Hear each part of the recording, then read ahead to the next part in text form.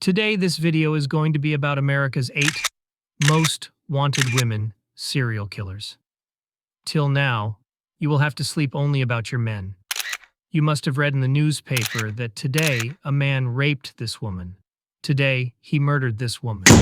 But today, in this video, you will also see the heartbreaking crimes of some 8 women. In this world of crime, no one is ahead of anyone. Come on, without wasting time, let's start the video. And the name of the first woman serial killer in this video is Aileen Wuornos. She is also known as Florida's Highway Nightmare.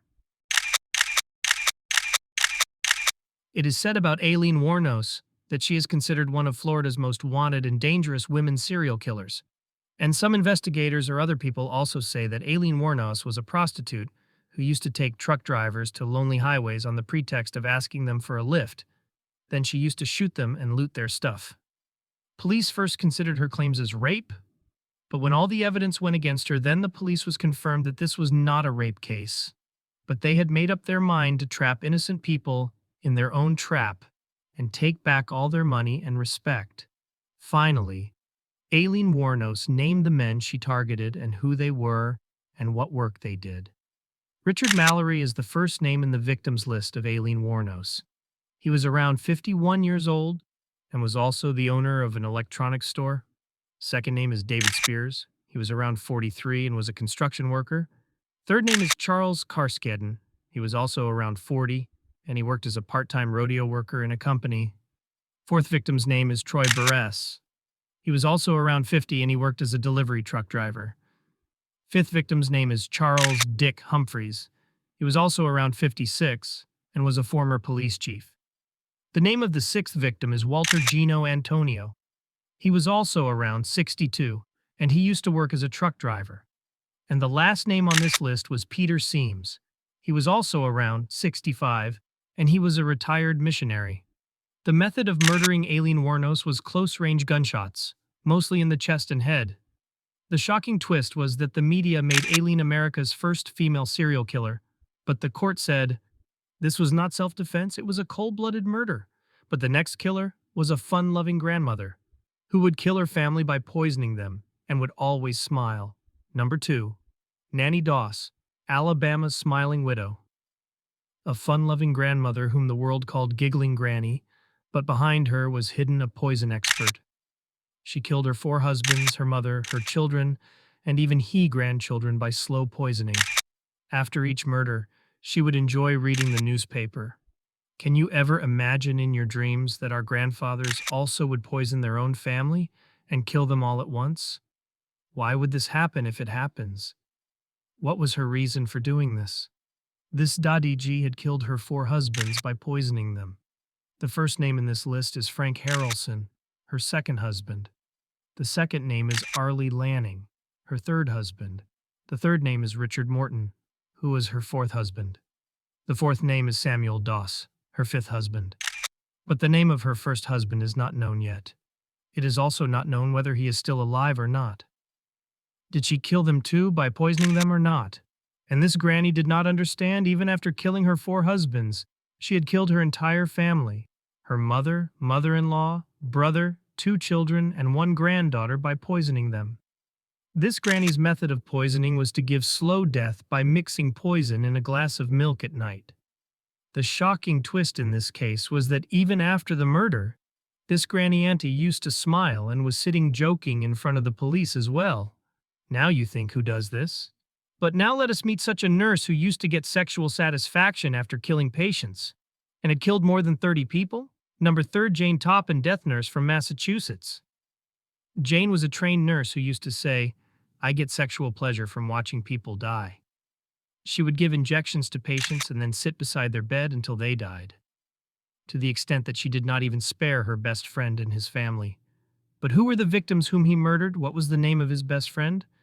And who was his family whom Jane Toppan murdered? In this list, first we talk about his friend whose name was Elizabeth Brigham. His patient's name was Alden Davis, and last comes Davis's teen daughters with whom he did all this. Total, 31 plus suspects. His method of murdering Jane Toppan was to mix morphine and atropine and kill his patient by giving a slow injection to them. And until his target died, he was seen meeting him in agony. He liked this the most. The shocking twist was that when the time came for her to be caught, she set fire to her own house and faked her death. Till today it is not confirmed whether she is dead or is still alive. And now we meet an old lady who used to run a boarding house, kill people and take their pension, and bury their dead bodies in the garden. Number 5. Dorothea Puente, Sacramento's sweetest serial killer. Dorothea was a very calm and soft-spoken old woman in whose boarding house elderly and disabled people lived. But the shocking thing was that everyone started going missing one by one. Everyone was shocked, wondering how everyone was going missing. That too, one by one. When the police investigated in her backyard, and when the ground in the backyard was dug up, 9 bodies were found. But whose dead bodies were those, and who were these people? First known, whose name was Ruth Monroe, Alvaro Bert Montoya, this, mentally disabled, and Fr. Dorothy Miller, Benjamin Fink, Betty Palmer, and 5 others. No information was found about these 5 others. Her method of murder was that she used to give pills to her targets while they were sleeping, suffocation, due to which they died in their sleep. Shocking twist was this. When she was arrested, she said, "I was just a good host. All this did not work for me. I did not understand at all that she also murdered her targets, and she used to say that I did not know how to do this work." What do you have to say regarding this case? Please share your doubts in the comments. Next case is of a nurse who used to create emergency by beating patients so that the ambulance driver would consider her a hero. Number 6, Kristen Gilbert, Massachusetts' medical murderer. Kristen was a hospital nurse who intentionally gave overdose of drugs to her patients in order to impress the ambulance drivers so that an emergency could be created and they could become heroes. Her hospital record had the most deaths, and there were total 4 members in her records whom she had targeted. Their name was Stanley Jagodowski, 66 years old, an Army veteran. Next, Henry Houden, 35 years old, a heart patient. The next name was Kenneth Cutting, 41 years old, a Vietnam vet. And last name was Edward Squira, 69 years old, a stroke patient. Her method of murdering was to give overdose of epinephrine to her patients, due to which the patients would have heart failure and they would die at the same time. The shocking twist in this case was that he used to send anonymous letters to his colleagues so that the police would get after someone else and not after him. Now comes such a nurse who was considered the savior of babies, but she murdered dozens of newborns just for the spotlight. Number 7, Janine Jones, Texas's baby killer. Nurse Janine was a pediatric ICU nurse who intentionally injured infants so that they could get emergency care and then become a hero. But many babies were not saved. Who are its victims are Chelsea McClellan, 15 months. Lethal injection, Rosemary Vega, 8 months. Joshua Sawyer, 4 weeks. Suspected dozens more under suspicious hospital deaths. And his method was overdose injection of succinylcholine or heparin. Shocking twist.